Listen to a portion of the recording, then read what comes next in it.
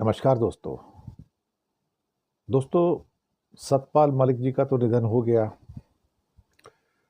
राजकीय सम्मान नहीं दिया गया, वो भी सबको पता लग गया। लेकिन उनकी मृत्यु से पहले जो उन्होंने वीडियो रिकॉर्ड किया था उसमें सीधा ही मोदी जी का नाम ले दिया गया।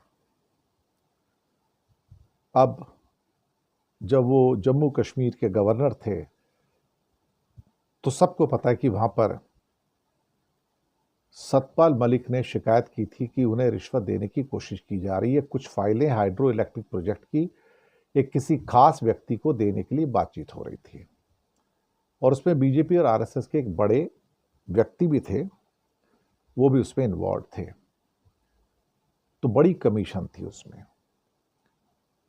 और बाद में उसकी शिकायत सतपाल मलिक जी ने की कि बहुत बड़ा घोटाला है। तो वो विसल ब्लोअर थे, यानी कि वो शिकायत करता थे। लेकिन साहब, चूंकि मोदी जी को ये मंजूर नहीं है कि कोई उनके आदमियों के खिलाफ इस ढंग से कोई शिकायत करे, और उनमें से एक हाइड्रो इलेक्ट्रिक प्रोजेक्ट और कुछ और प्रोजेक्ट्स में कुछ बड़े आदमी भी थे उसके अंदर, जो बड़े इंडस्ट्रियलिस्ट थे। तो अल्टीमेटली साहब एक सीबीआई की प्रोब बिठा दी गई। शिकायतकर्ता को ही लपेट लिया गया। शिकायतकर्ता सतपाल मलिक जी को ही लपेट लिया गया कि ये करप्ट है और ये करप्शन में इन्वॉल्व है। कमाल है साहब। और सबको पता है कि सतपाल मलिक जी कितने ईमानदार हैं। लेकिन उनके घरों में रेड, उनके रिश्तेदारों पे रेड, उनके गांव में रेड, उनके शहर में एक छोटे से मकान में रेड, जबकि वो हमेशा कहते रहे कि मेरे पास ले दे के 4 कुर्ते पजामे, 2 जोड़े कपड़े, एक छोटा सा कमरा है, बस दैट्स ऑल, यही मेरी दौलत है। लेकिन साहब मोदी सरकार ने जितनी दुश्मनी निकालनी थी उससे निकाली।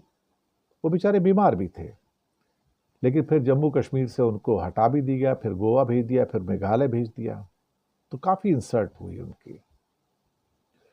लेकिन साहब जाते आते वीडियो फिर एक और रिकॉर्ड की करके गए और बता दिया कि देखो रिस्पॉन्सिबल कौन है, कि कैसे अगर आप हिंदुस्तान में करप्शन के खिलाफ बोलोगे और उसमें बीजेपी और आरएसएस के लोग इन्वॉल्व हैं तो आप समझ जाइए कि आप फंस गए, फिर आप मर जाओगे। तो यहाँ पर मोदी जी का कहना यह कि मेरे आदमियों के खिलाफ बोलने की कोशिश मत करना। वो जितनी मर्जी करप्शन करें, जितनी मर्जी धोखेबाजी करें, जो मर्जी करें, जितनी मर्जी वो अपना कट ले रहे हैं उसमें से। यही मोदी सरकार की असली पहचान है कि ना केवल करप्ट हैं बल्कि कोर तक, अंदर तक करप्ट हैं। और इनके लोगों ने जो पैसे कमाए हैं और जिस ढंग से आज की जो बीजेपी 5 स्टार और आरएसएस जो 5 स्टार की जिंदगी जीते हैं, ये कमीशन की जिंदगी है सारी की सारी। ये ईमानदारी की जिंदगी नहीं है, ये कमीशन की जिंदगी है। वो कमीशन जो करप्शन से आता है। और शायद भारत के 75 सालों के इतिहास में सबसे करप्ट गवर्नमेंट है ये बेईमान भी है, ये सरकार मक्कार भी है, और ये सरकार धूर्त भी है, और ईमानदारों को प्रताड़ित करने में ये पीछे नहीं रहती है। सतपाल मलिक उसी का एक उदाहरण है। अब तो इस दुनिया में नहीं रहे, बेचारे चले गए, और उनको राजकीय सम्मान भी नहीं दिया गया। दुख की बात है। इतनी नफरत मोदी जी करते हैं क्योंकि उसकी हिम्मत कैसे पड़ी कि मेरे खिलाफ बोल जाए या मेरे आदमी के खिलाफ बोल जाए। तो मोदी बहुत बड़ी नफरत लेके इस दुनिया में रहते हैं, और वही नफरत आज उनको भोगनी पड़ रही है जब ट्रंप उनसे नफरत करते हैं कि मैं तुम्हें दिखाऊंगा नफरत किसे कहते हैं। हर ऊंट पहाड़ के नीचे आता है, इसमें तो कोई संदेह नहीं है। सतपाल मलिक जी को हमारी विनम्र श्रद्धांजलि। शुक्रिया।